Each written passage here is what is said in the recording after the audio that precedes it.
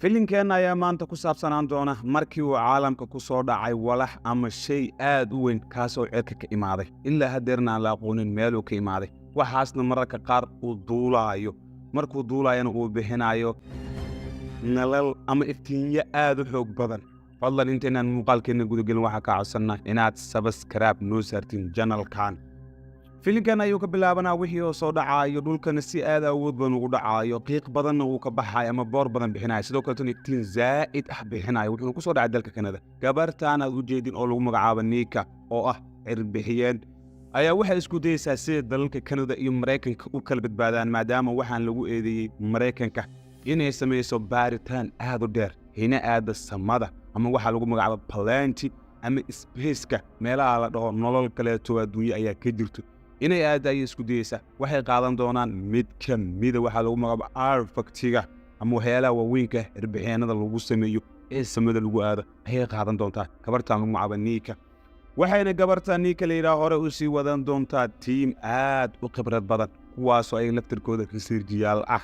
kuwaas ay hore u sii wadan doontaa waxayna isku dayi doontaa inay soo ogaato walaxdan ama shaygan aadka u awoodo badan kaasoo samada ka imaaday asagoo duulaya lana aqoonin meel uu ka imaaday saa u jeedin markuu soo dhacay qaabkuu soo dhacay iyo iftiinka zaidka ayaa ka baxaya waxayna hadda Nika iyo tiimkeeda oo samada aadaya saa u jeedin siina socon doona muddo gaaraysa 7 bilood 7 bilood ayay waxay sii socon doonaan samada waxayna maqli doonaan dhawaaq aad u daran marka qaar dhagaha iyo indhaha ayaa dilaaci doonaan kaliya waxay isku dayayaan inay soo gaadaan walaxdan meesha ka imaatay dalka Kanada iyo caalamka oo la yaabana ay ku soo celiyaan warbixin ah walaxdan origin-keeda ama asalkeeda meeshaas iyo meeshaas ayuu ka imaaday sida buuqa caalamka ka dhashay uu badbaado hadda saa u jeedin shiibkii ama qalabkii ay raaceen ay samada ku aadeen ayay ku dilsarooyaan markaa Nika aad iyo aad ay u xanaaqaysaa waxayna ku xanaaqaysaa tiimkeeda waxay leedahay muddada aan haysano waa muddo aad u gaaban dhulkiina mugdi ayuu noqday aan dadaalo oo aan wax qabanno oo yaraan aan raad geyno sidoo kale Nika intayna bixin ka hor waxay qaateen qalab aad u cajiib ah kaasoo lagu samaynayo baaritaano waxyaalo badan lagu heli karo laakiin dhibaatada dhacda waxay tahay saa u jeedin qalabkii ma shaqaynayo haddana inta ku jiraan waxaa dhacaysa dhibaato kaleeto ah in qoraxda kuleelkeeda uu aad u dhibi doono oo ama fallaaraha kamida qoraxda ay ku dhici doonto saa u jeedin iftiinka ugu yaraan waxaa la qiyaasay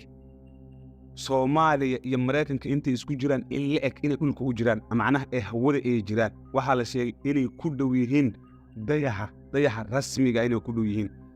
okay hadda Nika iyo tiimkeeda waxay isku dayayaan maadaama waqtiga u haray aad u yar yahay in ay shaqadooda bilaabaan shir ayay galayaan qof walbana hadal ayaa la siinayaa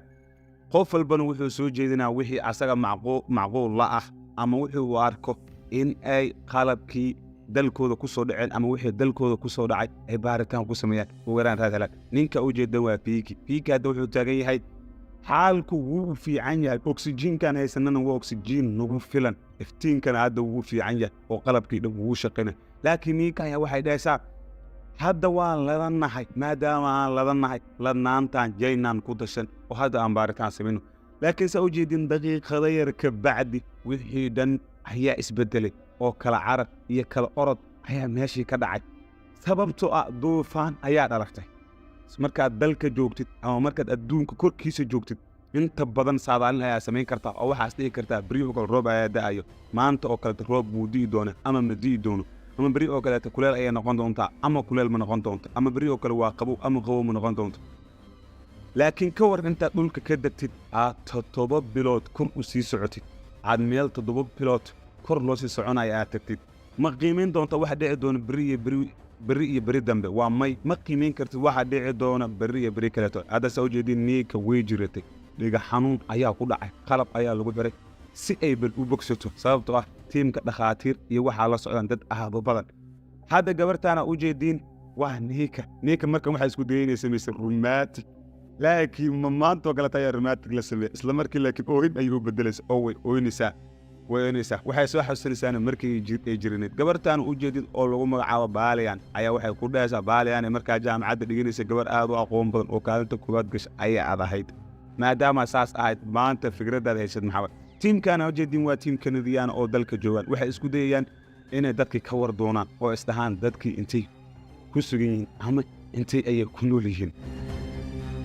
ninkaana ujeedin oo nin commander ah oo ciidan ah ayaa wuxuu dhihi doonaa waxaan samayn doonaa baaritaan waxaanan keeni doonaa warcelin ama jawaab celin wanaagsan laakiin asaga ayaa xabad ku dhacmaysa oo dhaawacmay lugtiisa ayaa jexjeexmaysa xanuun aad u daran ayaana qabanaya sidoo kale god ayuu ku dhacayaa godka markuu ku dhaco asaga laftirkiisa ayaa la weyn doonaa laadanii kasa ujeedin waxyaale aad u udgoon badan ayay ursanaysaa oo waxyaadaani ma ahan kuwa adduun korkooda saaran laakiinse qalabka ay raaceen ayaa wuxuu lahaa meelo beeraha oo waxyaantaas iyo waxaas ayay isku daysa inuu urursato laakiin saa u jeedin hadda xaalkii dhan waa isbedelay oo noloshii mugda ayay noqotay bahalla ayaa soo baxeen inta badan qalabyada la diro oo hawada loo diro maadaamay kiimikaal ku jirto kiimikaalkaas bahalla ayaa ka dhashtaan bahalladaas oo dadka cunaan bal ka waran adigoo arday iska ah ama shaqaale iska ah inaad keliya u go'aansatid waxa dalkaaga ku soo dhaco in aad ku samayso baaritaan naftaaduna ay halis samayso hadda ujeedin qalabkii qayb ka mid ayuu dabka kici doonaa ayagoo haddana hawada joogaan dab ayaa ka kacaysa ujeedin hadda saa ujeedin niika way arkaysaa dabka kacaya arkaysaa niika markaan waxa ay ballan ku qaadaysaa inay badbaadin samaynayso intay meel dadkii isugu wacdo isku imaaday dhoosaa dab ayaa meesha ka kacay maxaa samaynaya laa dabka waan arkay ayay leedahay laakiin dabkan mid wax naga dhimi doono ma lahan aan badbaadin isku samayna ayay dhahaysaa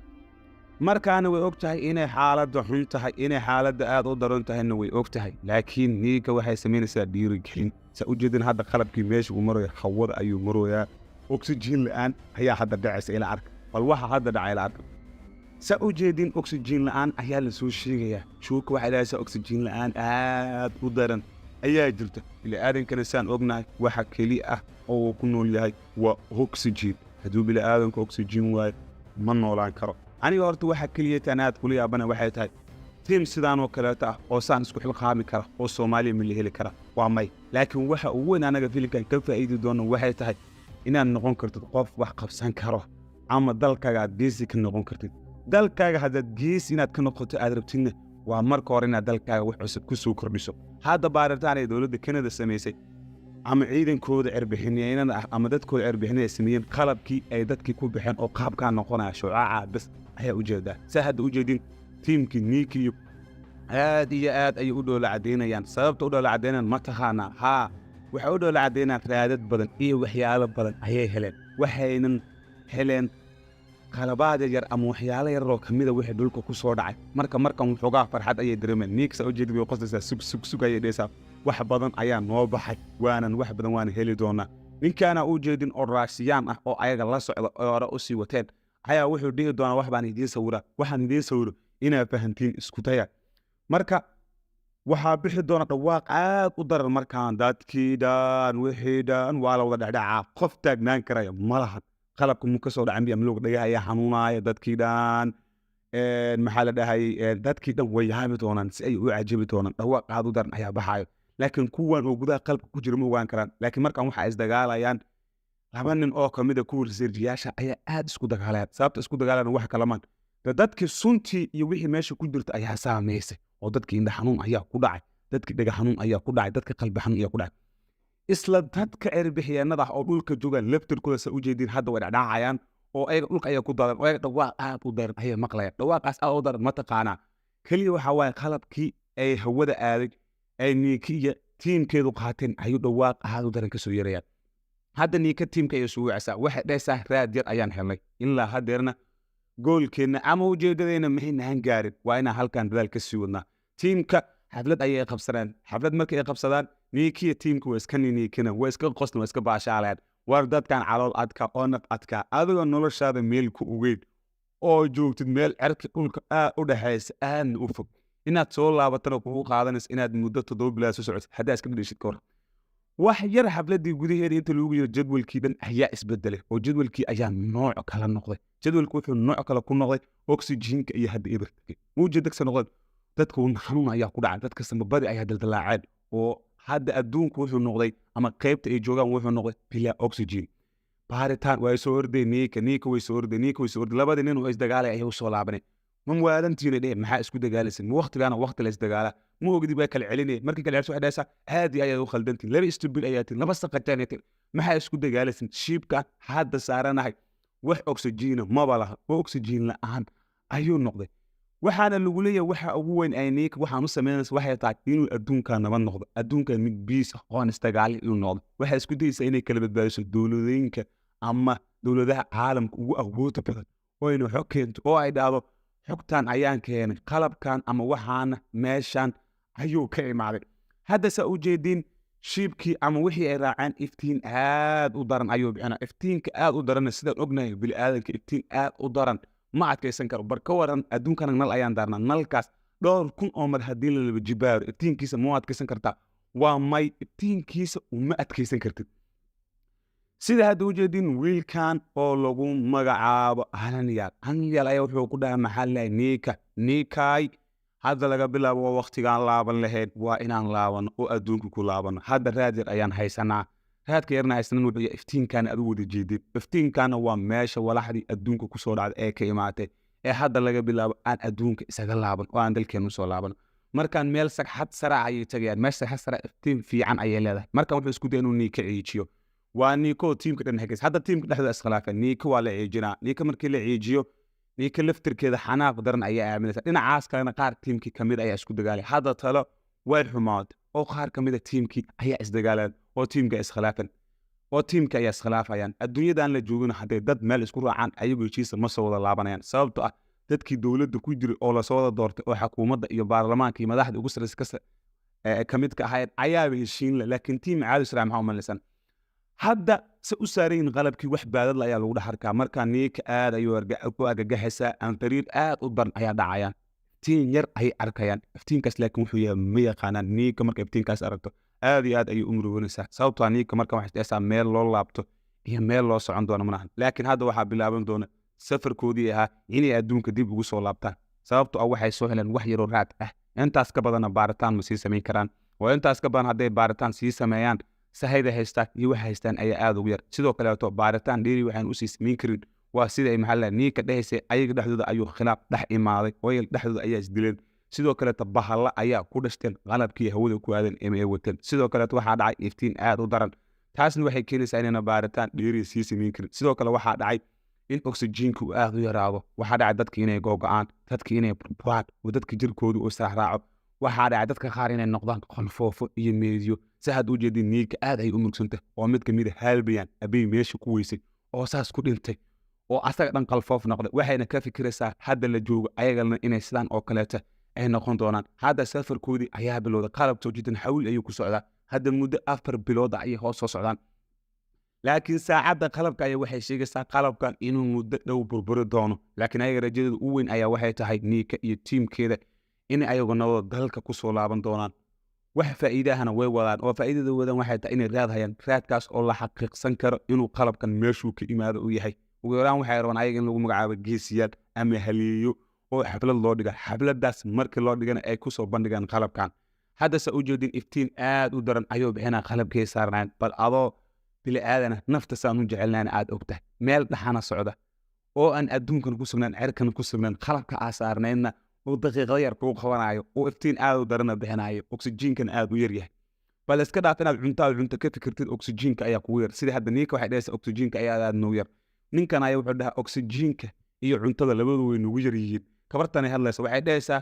cunto muhiim ma bahan oxygenkii dhannaa oo lagu noolaanayay ayaaba aad noogu yar ee maxaan sameynaa hadda dhulkii ayay u soo dhow yihiin oo aad ayay u soo dhow yihiin sababtoo ah qalabka iftiinkii badnaa iyo waxyaalihii badnaa wuu joojiyey laakiin dadka ayaa marka qaar fuuqbaxaya oo bahalo noqonaya middaas waa midda u daran hadda gabartaana u jeedin oo tiimka ninka ka tirsan ayaa waxay dhahaysaa dalkii haddaan tagna sideen ula qabsan doonaa talow sababtoo ah in aad tagtid meel aan dalka ahayn isku iftiin ahayn isku oxygen ahayn isku wax ahayn way adag tahay markaad dalka kusoo laabatid inaad dalka aad ku noolaatid sababtoo ah waxaa laga yaaba dalka in haddana la qabsan weysid dalka markaa imaatid aad noqotid qof dhacdhacaayo qof suuxsuuxaayo sababtoo dalka ma ku noolaan kartid hadda saa u jeedna ninka waxay dhahaysaa waan dhownahay niyadda khayr ha loo sheego inkastoo aynan si fiican u guulaysanin oo sahankan u baxna aynaan wada keenin haddana waan dhownahay baaritaan ayay sameynayaan waxayna ogaaneen inay dhulka aad iyo aad ugu dhow yihiin dhulkana uu wax yar u jiro laakiin ayaga laftirkooda indhahooda jirkooda waxa dhan ayaa isbedeleen markaan dhulkii waa loo dhow yahay dhulkiina wax yar ayaa loo jira waxayna ka soo degi doonaan meeshii gantaalkii ama wixii aan la aqoon uu ku soo dhacay meel u dhow ayay ka soo degi doonaan hadda saa u jeedin magaalada ayay fiirinayaan magaalada ayay u soo dhow yihiin magaalada iftiinkeeda ayay arkayaan laakiin sidee loo sugayaa waxaa loo sugayaa qaab cajiib ah waxaana loo soo dhoweyn doonaa qaab cajiib ah waxaana la sugayaa muddo dhan 3 sano dad muddo 3 sano la sugaya oo cirka ku maqnaan ka waran adiga hooyada ay aabbaha haddaa ka maqnaatid bilooyin yar ayaa markay ku arkaan ay hab ku siinayaan oo ku soo dhawaanaan markaan dhulka ayay imaadeen kaliya waxa u dhiman inay degaan neekaa soo ordayso waxay dhaysaa adduunka ayaan joognaa alxamdulilah waa imaanay aad ayaan u fiicanay hadda say ku degran alxamdulilah ma dheesma naa gaaran laakiin wax alxamdulilah oo dhigmay dhaysa hadda iftiinka ayay joogtaa meel beere surtan aad iyo aad u faraxsanta way qoslaysaa mawjida ninka maadaama tiimku hogaaminaysa wax yaroo haraayadii ayay wadata oo xafladda kusoo bandhigi lahayd markaan aad u faraxsan tahay qasadan sidoo kale waxaan ka faa'iidi doonaa inaad noqotid qof